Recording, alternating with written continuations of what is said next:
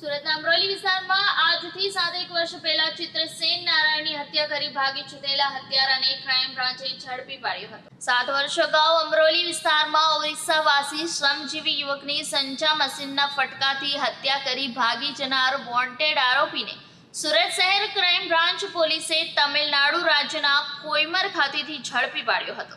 Crime branch દ્વારા મળતી માહિતી અનુસાર ક્રાઇમ બ્રાન્ચની ટીમને વર્ષ 2017માં અમરોલી પોલીસ મથકમાં નોંધાયેલ હત્યાના ગુનામાં નાસ્તો ફરતો આરોપી સીતારામ પ્રધાન તમિલનાડુ રાજ્યના કોયલંબુર શહેરના વડાવલ્લી આસપાસના વિસ્તારમાં હોવાની બાતમી મળી હતી, જેના આધારે ક્રાઇમ બ્રાન્ચની ટીમે તમિલનાડુ રાજ્યના કોયમલંબુર ખાતે 6 દિવસ સુધી ત્યાં ધામા નાખી ભારે જહેમત બાદ પોલીસે હત્યારા આરોપી સીતારામ ત્રિનાથ પ્રધાનને તમિલનાડુ રાજ્યના કોયલંબુર ખાતેથી ઝડપી પાડી સુરત ખાતે લવાયો હતો। પોલીસે આરોપીની પૂછપરછ કરતા આરોપી સીતારામે તેના 3 સાગરીતો સાથે મળી 7 વર્ષ અગાઉ અમરોલી પોલીસ સ્ટેશનમાં ચિત્રસેન નારાયણનો સંચાના મશીનના ફટકાથી મોત નિપજાવી નાસી ગયો હતો। બાદમાં પોલીસ પકડી ન જાય તે માટે સીતારામ ગુજરાત તેમજ ઓરિસ્સા છોડી તમિલનાડુ રાજ્યના કોયલંબુર ખાતે જતો રહ્યો હતો અને ત્યાં કડિયા કામ તેમજ છૂટક મજૂરી કામ કરતો હતો।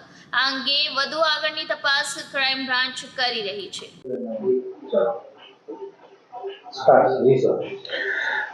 ગત 2017ના રોજ અમરોલી પોલીસ સ્ટેશનમાં એક મર્ડરનો ગુનો દાખલ કરવામાં આવેલ, જેમાં પોસ્ટમાં ચિત્રસેન નારાયણનું ઓરિસ્સાના વતનીનું સંચાના મશીનના ફટકાથી મોત નિપજાવવામાં આવેલ, જેમાં એક મુરલી કરીને જે આરોપી છે ઓરિસ્સાનો, એનું અને ચિત્રસેનનું ઇલેક્શનના બાબતે એમના ગામમાં ઝઘડો થયેલ, તે બાબતે અહીંયા ઓડિશાથી આવી અને અહીંયા એમની ઘરની રેકી કરી અને મૃત્યુ નિપજાવવામાં આવેલ। આ મૃત્યુમાં કુલ 4 આરોપીઓ હતા, જેમાંથી અગાઉ 3 આરોપીઓ પકડી પાડવામાં આવ્યા હતા। એક આરોપી છે અત્યારે ક્રાઇમ બ્રાન્ચને સીતારામ શ્રીનાથ પ્રધાન જે મળી આવેલ છે, 7 વર્ષથી નાસ્તો કરતો આરોપી હતો, જેને બાતમીના આધારે તામિલનાડુ રાજ્યના કોઈમ્બતુરથી ઝડપી પાડવામાં આવેલ છે। સાહેબ, ઇલેક્શન ચાલુ હતું અને આ કેમ એને મારવામાં આવ્યો હતો? 2014માં ગામનું ઇલેક્શન હતું, જે ગામનું નામ છે ઉલડના, તાલુકો તારાસિંગ, ગંજામ જિલ્લો। ત્યાં આગળ બેને ઇલેક્શન બાબતે કઈ માથાકૂટ થઈ હશે, એ માથાકૂટના અનુસંધાને અહીંયા આવી અને વેર વાળી અને મૃત્યુ નિપજાવેલ છે। આરોપીને ટેકનિકલ આધારે અને ખાનગી બાતમીના આધારે આરોપીને તામિલનાડુ રાજ્યના કોઈમ્બતુરથી પકડી પાડવામાં આવેલ છે। તામિલનાડુ કોઈમ્બતુરમાં 4-5 દિવસની મહેનતના અંતે આરોપીને પકડી પાડવામાં આવેલ છે।